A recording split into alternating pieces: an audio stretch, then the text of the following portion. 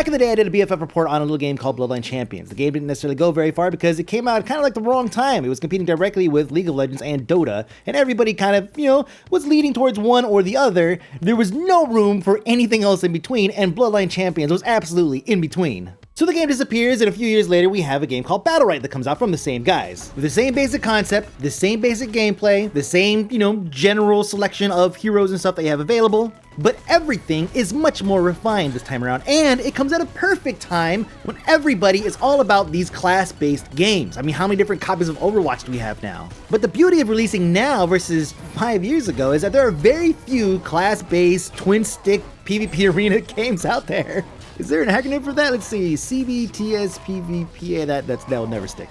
Now, currently the game is in early access for $19.99, and with it, you get every champ they ever plan on releasing forever. And that $19.99 out the gate gets you access to 15 different champions, separated into 3 different classes. Now, if you don't want to buy into it now, you can just wait until it goes free to play, which will happen eventually when they launch, but we don't know how long that's going to be. You guys know how dev time works sometimes. It could be, 3 months, it could be in 2 years. Now, from your main screen here, you have access to a number of things. You could go through and do PvP versus the AI, you could do 2s, you could do 3s, you could do the tutorial over again if you want to.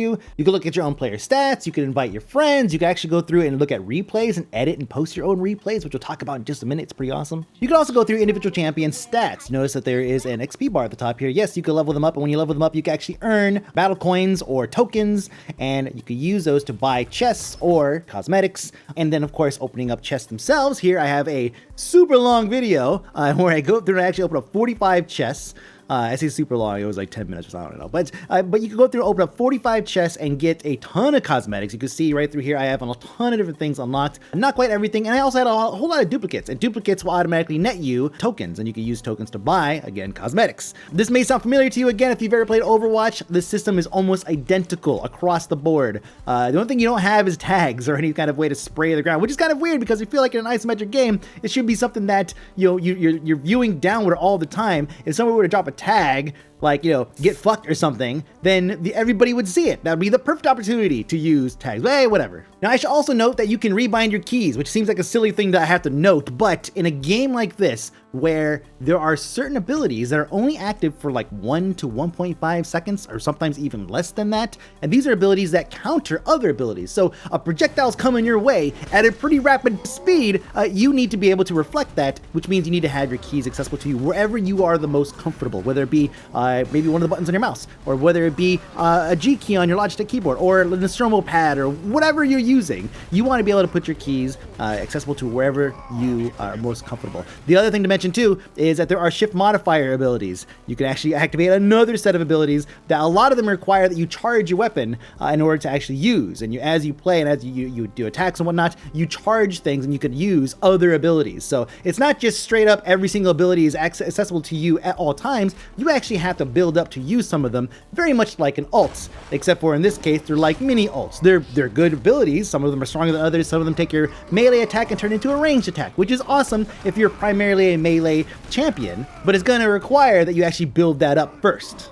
Now, something that absolutely should be mentioned, because this is going to eventually be a competitive game, they are going to probably take this into the esport realm, which they probably should, because it is a very skill-based and action-packed game, which you actually get into it. But something should be noted is that it does support 21:9 monitors, which is like, okay, cool. So why is that an issue? Well, the problem is that 21:9 monitors give you a wider field of view, which is great for those of us who have one, because we can't find games that support 21:9 natively. But the issue is that it gives us a very clear advantage.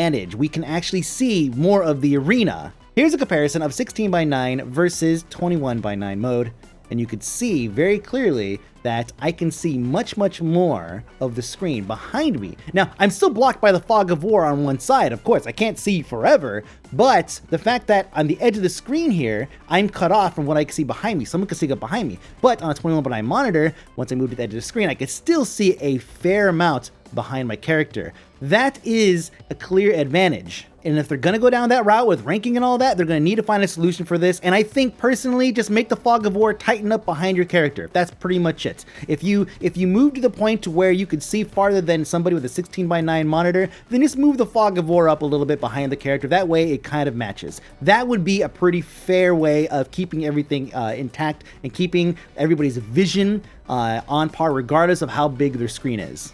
Now, the primary game mode, and the only game mode, is pretty much Arena, right? Just PvP. There's no Conquest, there's no whatever the other thing was called back in Bloodline Champions. Maybe they'll add that later. I don't think they need it.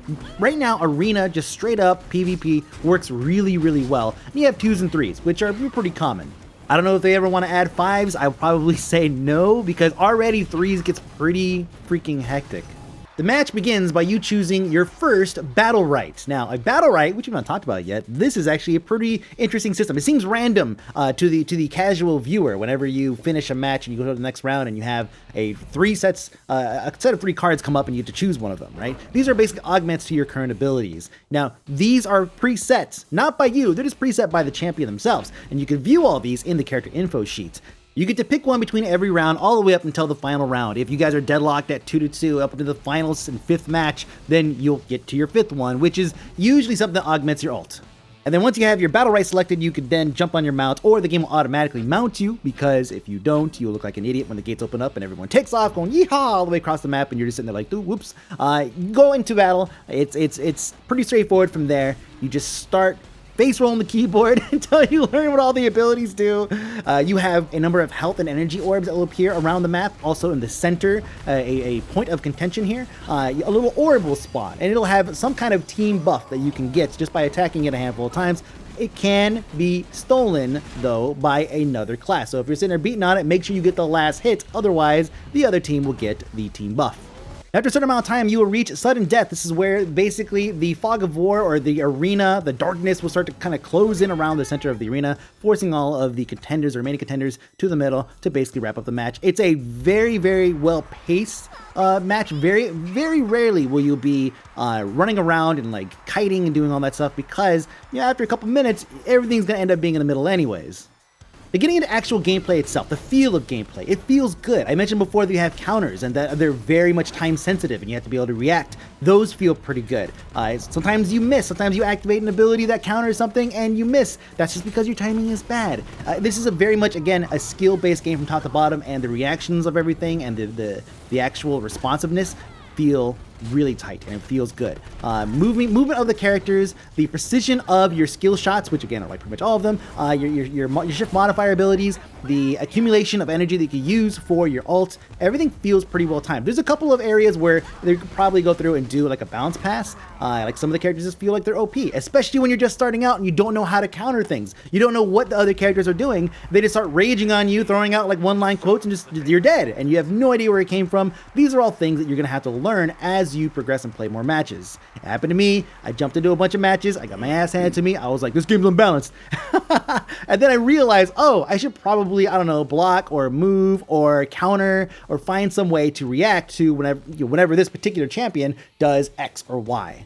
And the matches pretty much play out like that. Matchmaking definitely needs a little bit of work. Did I mention this already? Well, I'll mention it again. Matchmaking definitely needs a little bit of work. Probably something that's going to happen as more players get in, as your own personal MMR starts to adjust and to kind of place you where you belong. And of course, these things all come with time with early access games. It's only been in early access for less than a week. And there are no unranked ladders yet. And I think the reason for that is simply because if there was an unranked ladder, then nobody would be playing ranked, or not enough people playing ranked to really go through and fine tune how to dynamically work that score around with different people. So they have an observer mode, which is actually really, really good. So first off, you could start things off by, you could latch onto a certain person, or you could free roam around like this, keeping the top-down view if you'd like. You can also go into a follow a single person and rotate around them type mode and zoom in and try to get dramatic up-close shots, or you can just basically unlock the camera and move around this way and just get completely ridiculous with how far away you could get, clip it through walls, no big deal. All the way out here. You can still kind of follow the action, sort of, not really. I mean, how far can we go with this? Oh my gosh. I did not know this was a thing. Wow. Well, time to go. Hold on a second. See if we can fix it. There we go. Right back into the action. You get tab, you can see basic information across the board for all the players or abilities they're using. The Battlerites actually is what you're seeing here. All their Battlerites that they've chosen. And then you can, as you sit there and switch between them, you can see what skills they're using at the bottom. So it's pretty straightforward. It's a very simple and very easy to use GUI to set this up. And all you have to do is basically just invite some friends or throw in some bots, and you could just sit there and observe and just practice your casting skill and just go to town. Overall, a really, really well-built basic system to include with a game where they're not really pushing the esports aspect of it so soon. Give it time, get the tuning in and everything, and then start pushing the esports aspect. Although, that being said, there's other people who have actually already picked up and started doing their own tournaments like all over Twitch. So apparently, it doesn't matter if these guys are pushing it or not. Somebody else is going to pick up the reins and start running with it. Now, once you get done with your match, you can go in and actually share clips. They have kind of this mini social feature here where you can follow other players and you can see what matches they clip out. There is no export. There's no export feature yet. I'd imagine at some point they'll allow us to export these things to YouTube or to Twitter or to anywhere that has an API that will allow it, because this is a really, really good and very simple clip sharing system. Now, these things have existed since the beginning of time. Actually, like probably Team Fortress 2 is where it was really popular, where you could go through and actually